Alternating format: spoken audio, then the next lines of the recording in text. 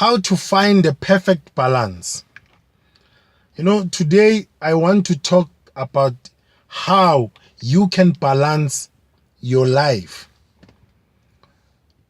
First of all, you must find out what are you living for, because just living each day as it comes won't give you the satisfaction that you really want in order to prepare yourself for the future. So what do I mean?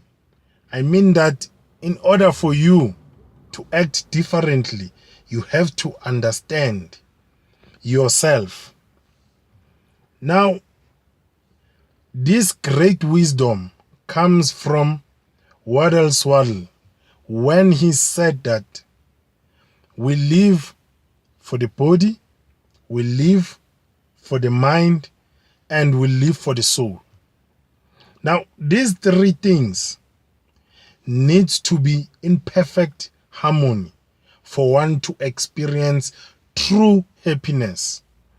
No matter how much money you can make, if you are not healthy, you are not going to enjoy that money.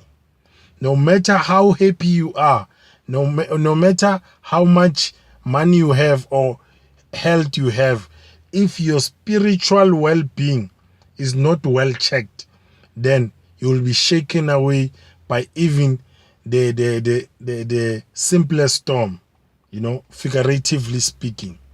So if your soul is in perfect harmony with the body, you will experience happiness, and that happiness will bring the money that you desire, and therefore overall you will be an example of a perfect human being. Now, this is achievable. You need to take care of your body. You need to work on your body. You need to give it what it needs, the fuel that fuels it. There are things that help the body to be strong, and there are things that help the body to be weak. You have to identify those things. You have to train the body, because the more you train your body, the more you are preparing it to fight for you in times of difficulty. You have to make or work toward what will make you financially free. You must work.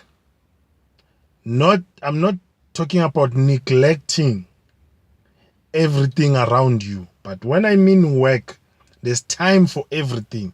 There's time for hard work, and there's time to multiply yourself and give other things your most divided attention. Now, you have to live for the body, for the mind, and for the soul. So now, you have to feed your mind as well. Don't forget this, it is very important. Feed your mind with positive thoughts, because your mind is like a small child. It cannot resist, It will never stay in idle mode. It will always seek what it will fall for. So if you don't give it something, it will fall for the next stupidest thing or the next best thing if it is presented to you. But just to be sure, you have to sell your mind. Sell your mind on what you want it to do. Convince your mind to make the biggest tasks as the simplest task, because that's how great people achieve what they achieve. We all have the same hours in a day. We all have the same hours in a week, in a month, and in a year. But the difference between the people who get things done and those who are procrastinating is because the people who get things done, it's not that they don't see the effort that it requires, but because they have channeled their brain to see those type of works as something that is interesting. That's why they solve problems of humanity, and in the process of solving those problems, they make millions for themselves. So, but that is all through the training of the body.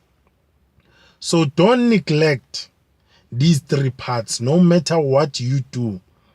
These three things you have to feel, and I tell you, you will experience true happiness. Live for the body, live for the mind, and live for the soul. That is my advice for you today. Until we meet again, take care of yourself.